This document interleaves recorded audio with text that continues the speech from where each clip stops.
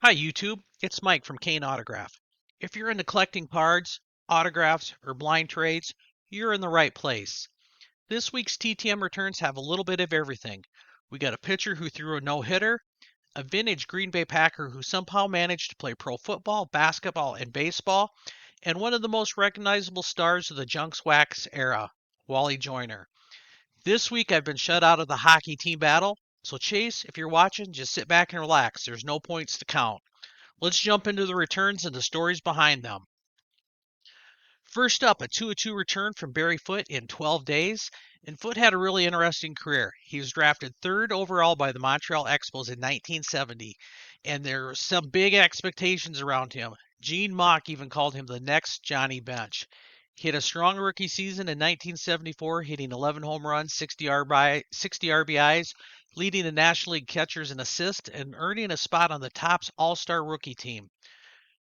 Here's what's really cool is they thought so highly of him, they even moved future Hall of Famer Gary Carter to right field so Foote could catch. That tells you a lot about the talent people saw in him. He never lived up to that talent, though. He later played for the Phillies, Cubs, and Yankees, and he was part of the 23-22 Cubs-Phillies game at Wrigley Field in 1979. He also played in the 1981 World Series with the Yankees. I just made a comment to Adam over at Adam's Card Closet. Check him out if you haven't been following him. That I was trying to get more Braves cards because that's his team. And bam, Paul Osemacher, 3-3 return in 98 days. Paul had a 14-year career in the major leagues, and he was one of those guys teams trusted on out of the bullpen year after year. A lefty reliever who played for the Braves, Cubs, Yankees, White Sox, and Indians, so he definitely got around. What really stands out right away is the consistency. He pitched in 884 career games, and here's a crazy stat. He was tied for most appearances in the entire 90s with 644. Talk about durability. Next up, Black Jack McDowell. This is a name a lot of fans remember, especially from the early 90s. McDowell was a three-time All-Star and took the 1993 American League Cy Young Award. That year, he won 22 games, one of the most dominating pitchers in baseball. I got a 3 of 4 return. I've got a little asterisk up there, and he does charge $5 per. None of these cards are the cards that I sent him. So I'll wait again for the one that I really want, but I understand these things happen. I'm not upset about it, but just beware if you're sending to him, you might not get back what you sent him. Next up, a 2 of 2 return in 28 days from Trevor Wilson. Wilson pitched in 8 seasons in the majors, spending time with the Giants and the Anaheim Angels. He's one of those guys that might not jump off the page right away, but he's got a really cool piece of baseball history tied to his name. June 7th, 1992, he threw an immaculate inning. That's 3 strikeouts on 9 pitches. And if you know baseball, you know how rare that is. Next is former Minnesota Twin Matt Guthier, and I'm probably messing up his last name. But Twins fans remember that name. He played a key piece of that bullpen for a number of years, especially in the late 2000s. He made his debut with Minnesota in 2004, really found his role in 2007 when he became a reliable go-to reliever. And from there, he was one of those guys managers trusted consistently. He had 5 seasons with 70 plus appearances, which is pretty incredible coming out of the bullpen. One of his best seasons, 2009, he posted a 2.36 ERA, led the American League in holds with 33. A 3 of 3 in 15 days from Butch Davis, and he is one of those great baseball lifers. He played parts of 8 seasons in the big leagues from 1983 to 1994 with the Royals, Pirates, Orioles, Dodgers, and Rangers.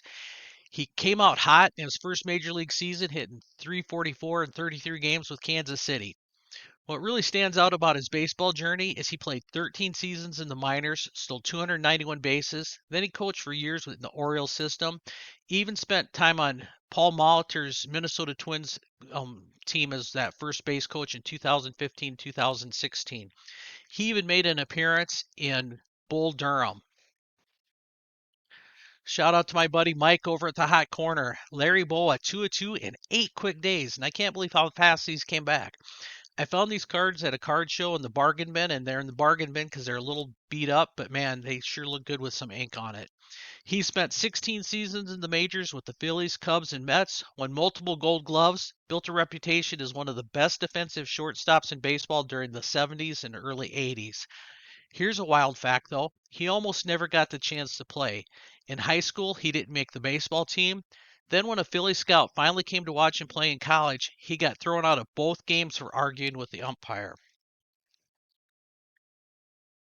A 7 of 2. That's right. He returned 7 items for the two I sent in 8 days from George Culver, former Major League pitcher who played for 6 Major League teams between 1966 and 1974, including the Reds, Dodgers, Cardinals, Astros, Phillies.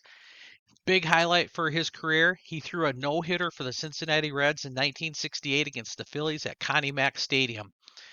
But what really I found interesting is the impact he had off the field. After his playing days, he spent around 30 years coaching and managing in the minors with the Dodgers and Phillies. And according to Tommy John, Culver wasn't just another guy in the clubhouse. He was a teammate who kept everyone loose. Tommy John actually said when the Dodgers released him in 1973, it hurt the chemistry of the entire team because George was basically the heart of the clubhouse. Pretty big compliment. So I sent him the two tops cards, and then he sent back, and it was not the original card, that 67 rookie stars. And then he threw in some other facsimile cards. And then he has a book out there, The Earl of Oildale, Why Me? If you want to get a copy of it, you can get it. And I bet you anything he's going to put his autograph on it for you, too. Next return from former Minnesota Twin Tom Hall, 2 of 2 in 10 days.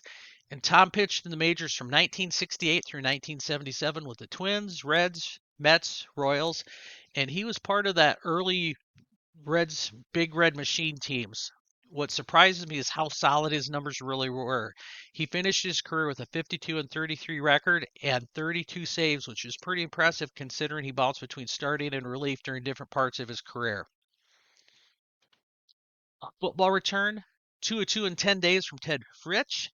Now, this is from somebody who's an old school athlete in every sense of the world. He was everything. He played running back for the Green Bay Packers from 1942 to 1950. He also played professional basketball and professional baseball in the minor leagues. Can you imagine that? And we think Bo Jackson has that two sport. Here we've got a three sport athlete in Ted. And if you grew up watching baseball in the late 80s, early 90s, Wally Joyner was everywhere. A 404 return in 10 days, and I went through past pros to get these signed.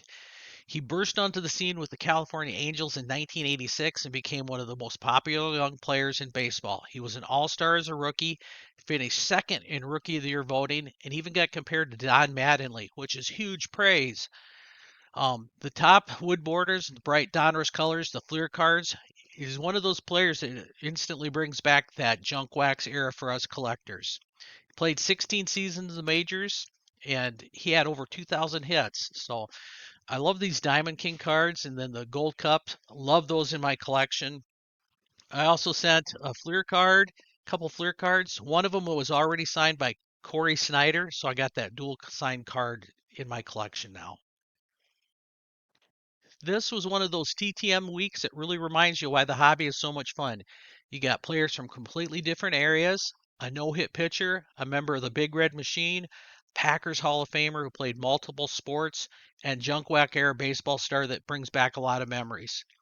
More than anything, what stood out this week was the generosity beside some of these returns. Guys like George Culver going above and beyond with the extra photos and signed items, and some of these guys writing notes back. Makes it that return really special. As always, let me know in the comments which return was your favorite, what players are you sending out to right now, and if you had any good returns show up lately. Thanks for watching, and I'll see you next week.